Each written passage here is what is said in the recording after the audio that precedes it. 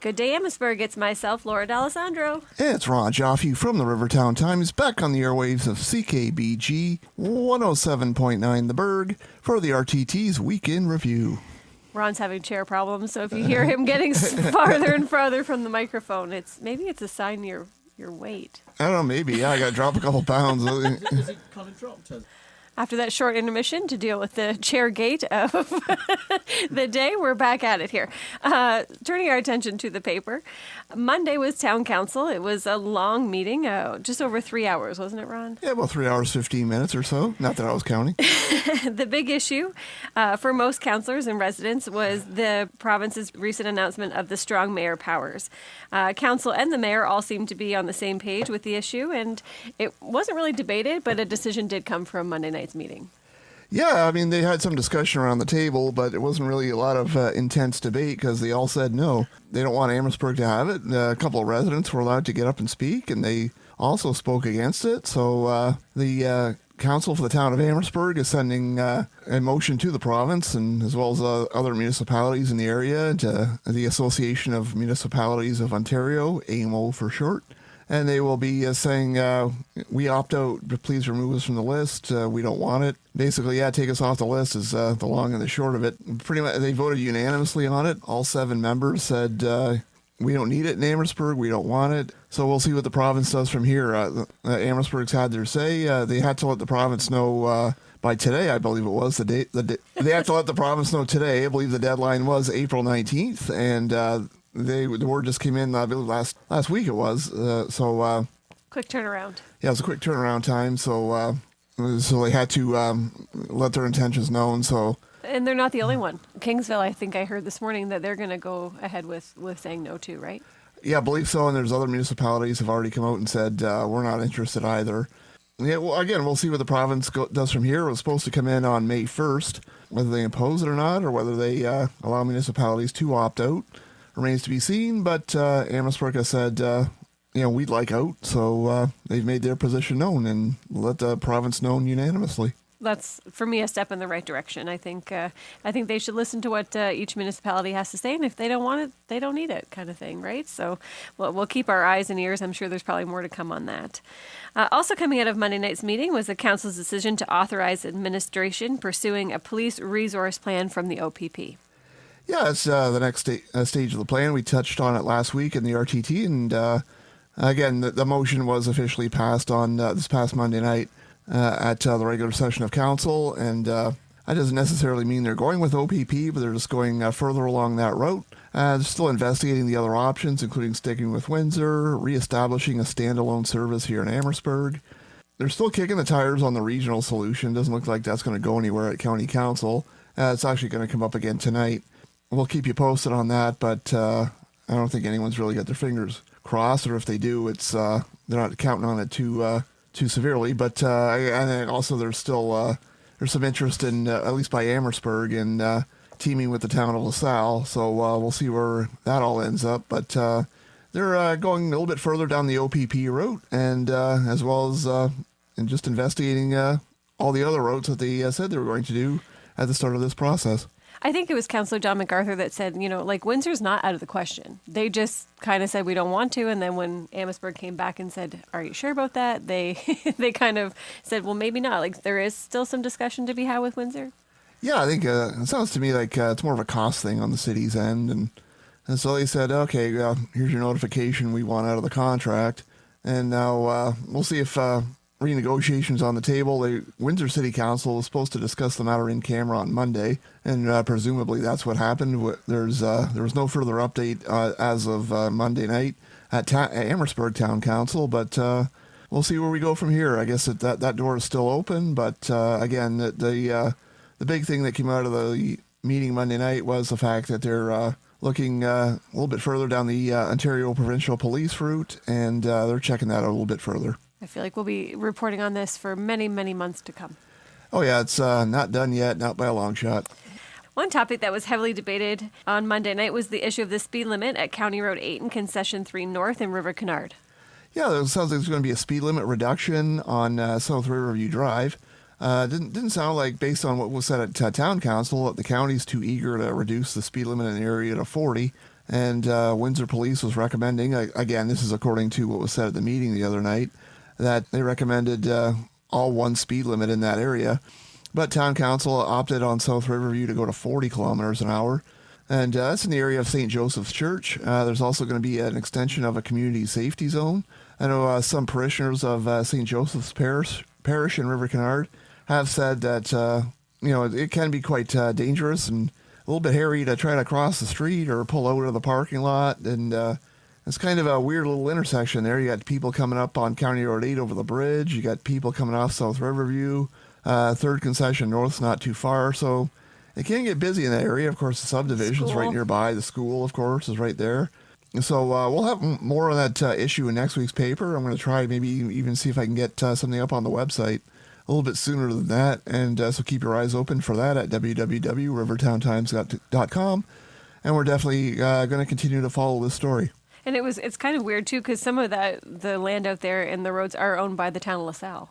Yeah, it sounds like it's because it's right on the LaSalle-Amherstburg border. So you got Amherstburg roads, you got county roads, and the town of LaSalle is being kept in the loop as well because, they're right there as well, being River Canard. So it's a unique little intersection, as I said, and the town, at least on at least part of their stretch of roads, are going to reduce some speed limit reductions. Well, we'll keep our eyes peeled to that. Thanks for that coverage, Ron. IRCA made a big announcement at their meeting last Thursday night. The board of directors has agreed to give the green light to a 9-hole disc golf course at Holiday Beach. They have. It's going to be in the area where between some roadways and between some north-south roadways and near an east-west roadway. The plan doesn't come without some controversy, however. I know there's members of the HBMO, there's other members of the community and bird watchers and that sort of thing are saying, hey, wait a minute, this is a conservation area. There's some species there, some birds there that, we got to look out for kind of thing, and we got to keep the conservation in conservation area. So there's been some backlash to the plan of a disc golf course. So there's an open house planned for May the 6th at the Libro Center. That's at 6 p.m., May 6th at 6 p.m. at the Libro Center, a public open house on the disc golf course. So the public still gets a say on this. So if you're interested, turn out that night. I believe it's a Tuesday. Don't hold me to that. It's definitely May the 6th. And again, 6 p.m. at the Libro Center, a disc golf course. And plans were moved along by the IRCA board last Thursday night. But again, obviously the community has started to reach out on it and said, hey, wait a minute. And so there's going to be an open house, and we're definitely going to be following this, as I'm sure a lot of members of the community will as well. In reading your story about that, I see that $10,000 was given for the project already. Do they have other money that they've already secured for it? I believe it's strictly $10,000 at this point from a private donor. I know members of the board were quite pleased with that. And but I think a lot of the issue is, again, around conservation and disturbing wildlife, disturbing birds, and whether that's going to happen or not. So, again, we'll keep our eyes and ears open on this issue. And, again, open house May 6th. Maybe we could, if this does come to fruition, we could have a disc golf team, the Rivertown Times disc golf team. Well, I know that we did so well in the recent Rotary Cornhole tournaments that we can... we should just take this on the road. Yeah, exactly. Expand our skills to disc golf and who knows what else. I know you were in a 5K on the weekend, so... Yeah. That was something, too. So I guess we're flexing our athletic muscle lately. We cover sports now. I guess we're starting to do it. So I feel like one of us is carrying more weight than the other here, though, Ron. Yeah, probably, yeah. But one figuratively. That's not nice. Well, I take pictures at the event. That's right. That's right. That's a sport in itself. Exactly, yeah. The Rotary Club of Amherstburg welcomed 2 new members last week. Megan Monk and Nancy Roy were inducted in a ceremony held at the Ford Fun Center last Wednesday. The Rotary's been busy this spring. They had their cornhole tournament. They had an environmental cleanup that I know that you were at. So they've been hitting the year of 2025 hard and fast here. Yeah, they roughly have about a dozen members, I believe, right now, in and around that number.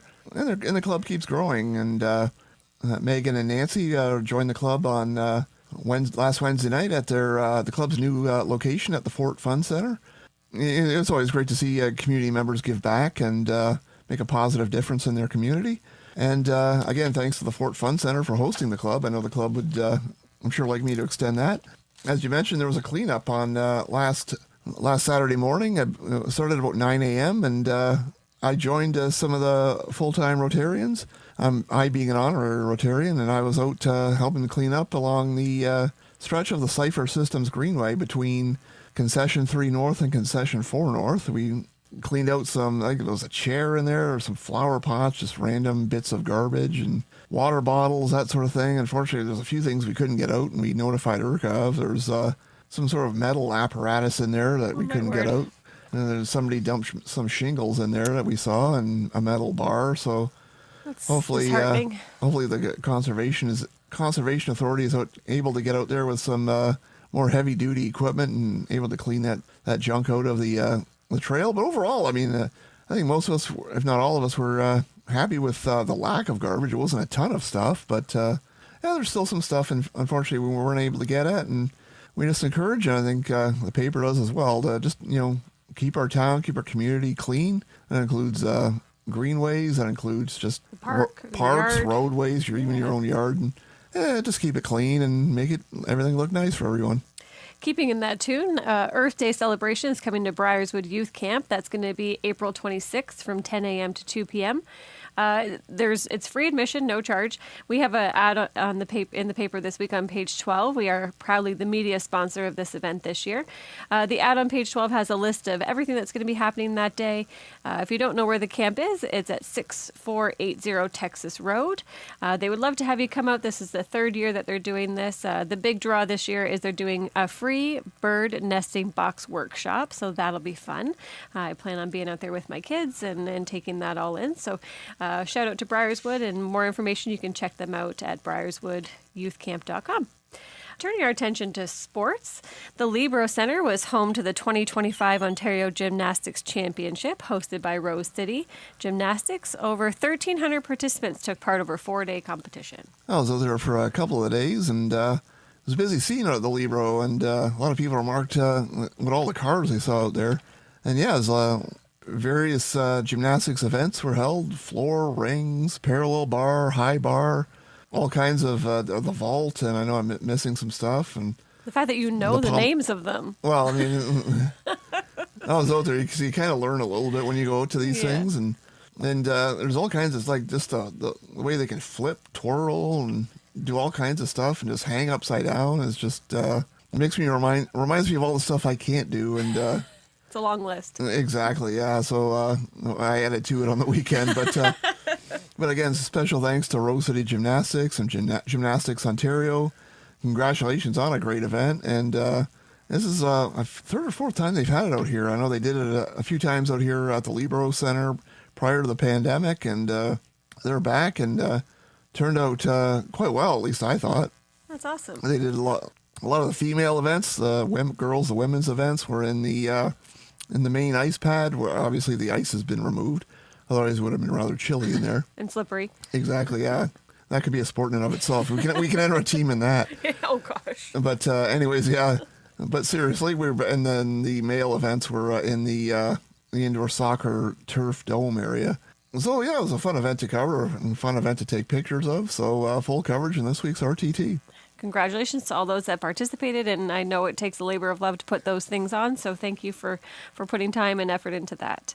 North Star Sports, girls soccer has secured their first win of the season after defeating the Erie Migration Coyotes 3-0. The boys, though, they're still looking to pick up that first win of the year. They came close Monday night, but they had to settle for a 1-1 tie against Kennedy. Yeah, so it was, they're now 0-2-1. I believe they have a couple road games coming up. And I know the girls are back in action today at 4 p.m. out at the Libro Centre. The Essex Red Raiders come to town for some Wexa girls soccer.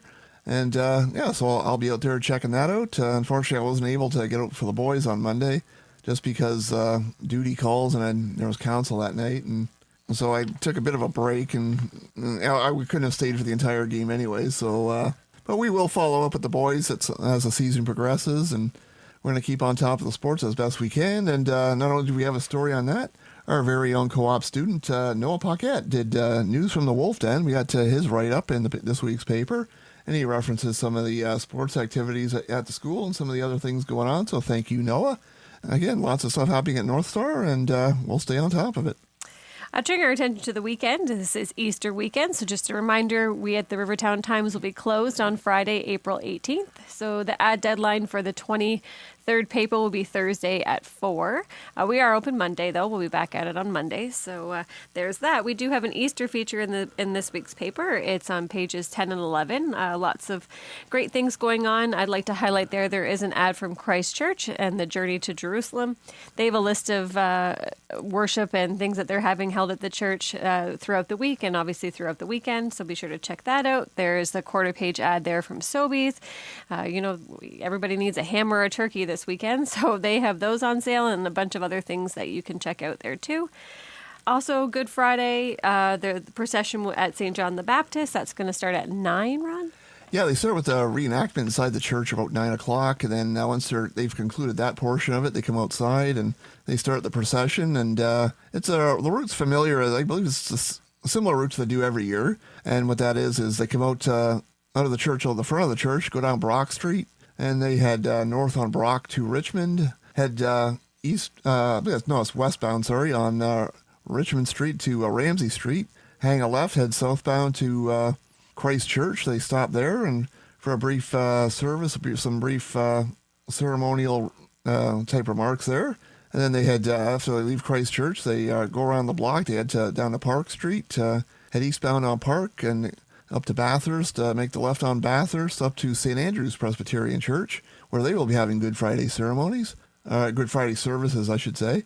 And there'll be a stop there. And once that, at St. Andrew's Presbyterian, once that concludes, they go down Simcoe Street and Simcoe Street back to Brock Street and back to St. John the Baptist. And out front is where they have the reenactment of the crucifixion of Jesus Christ.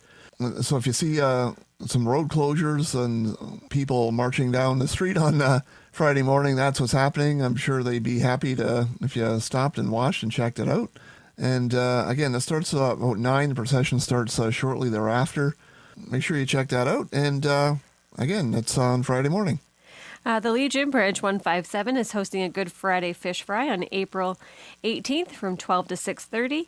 And also the Easter Bunny will be stopping by the branch on Sunday from 9 to 1 for brunch. The AMA is hosting a Good Friday Fish Fry as well. That's eat in or take out. That's on Friday from 3 to 6. If you're interested in calling in your order, you can call 736-5706. I don't know. Is there anything else Easter related, Ron? I know the town, I think, was doing something as well. Oh, the Easter extravaganza at the Libro Center from 9 to 1. So that would be fun. Are you going to check that out, Ron? Yeah, maybe just chat the Easter Bunny for a bit, see if I can score some chocolate. But no, you better behave. No taking Easter candies from children. No, I generally don't do that. Generally. Yeah.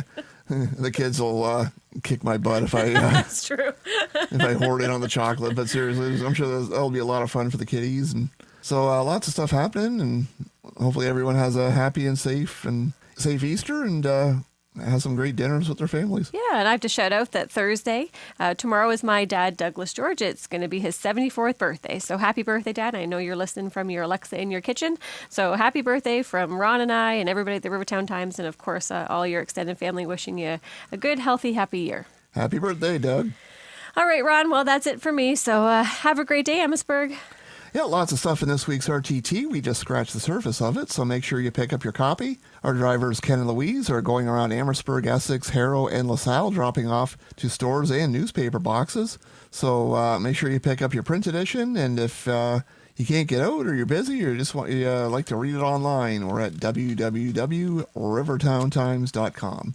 So once again, thank you, Amherstburg. We're back here every Wednesday at 12 noon, and the replay at 4:30 p.m. Have a great day, and have a great week.